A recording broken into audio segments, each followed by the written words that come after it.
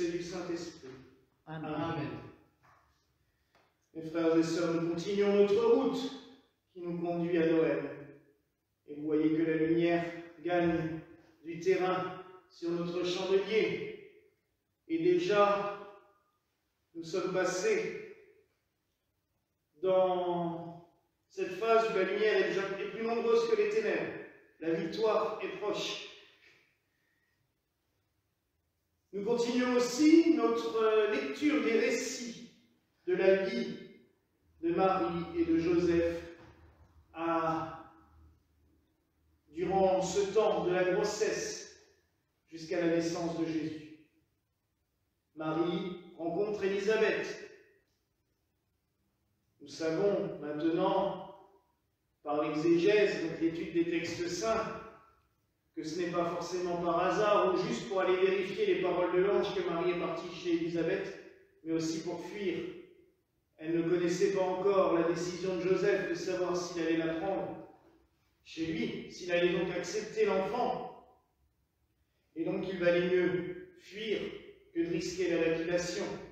C'était clair, net, précis. Ce qui me marque aujourd'hui plus, c'est ces paroles d'Isaïe, qui ont donné le nom à ce jour aux clés de David. Pourquoi clés de David? Car Jésus-Christ est de la descendance davidique. Nous en avons déjà parlé par la méditation autour de l'arbre de Jessé. Mais c'est ces paroles qui sont belles. Isaïe nous dit: je mettrai sur son épaule la clé de la maison de David. S'il ouvre, personne ne fermera. S'il ferme, personne n'ouvrira. Et cela me rappelle cette parole du Christ à ses disciples. Tout ce que vous aurez lié sur la terre sera lié dans les cieux, et tout ce que vous aurez délié sur la terre sera délié dans les cieux. Oui, mes frères et sœurs, le Christ a ce pouvoir de lier et de délier, de fermer et d'ouvrir.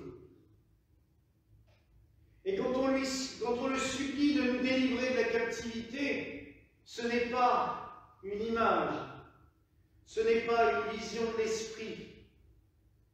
Oui, mes frères et sœurs, toutes et tous, nous sommes captifs, à un moment ou à un autre, d'une pensée, d'une vision des choses que nous avons établies, d'une éducation qu'on nous a donnée, d'habitude. Pour moi, c'est la pire des prisons quand on me dit « mais on a toujours fait comme ça ».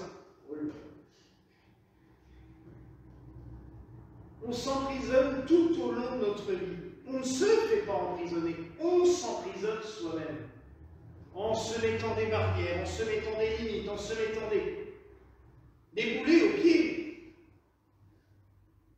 Le reste aussi, quand on nous met des obligations, des interdits, des choses comme cela, là aussi, on s'emprisonne petit à petit. On a envie de supplier le Seigneur de nous délivrer. Et l'on oublie souvent, dans ces cas-là, de s'adresser aux prêtres.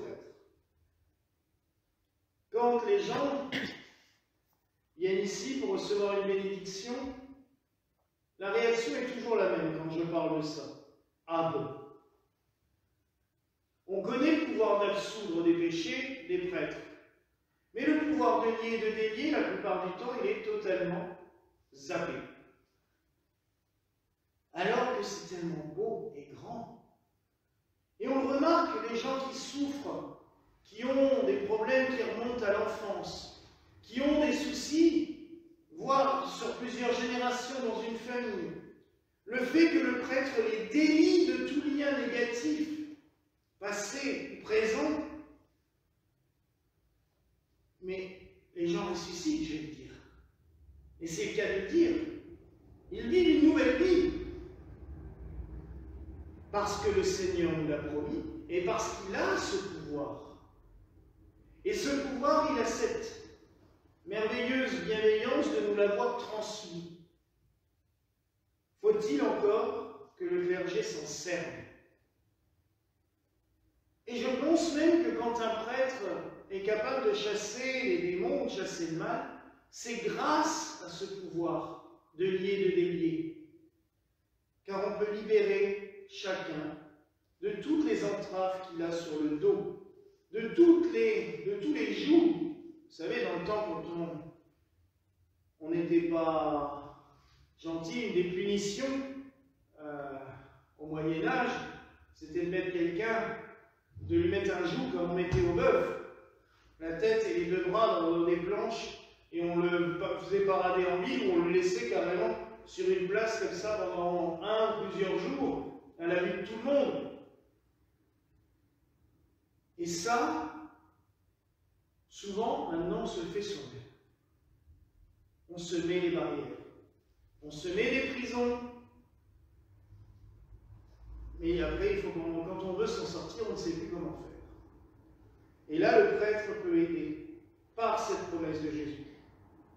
Alors aujourd'hui, oui, nous pouvons supplier le Seigneur de nous délier, de nous délivrer, d'ouvrir les portes de nos prisons.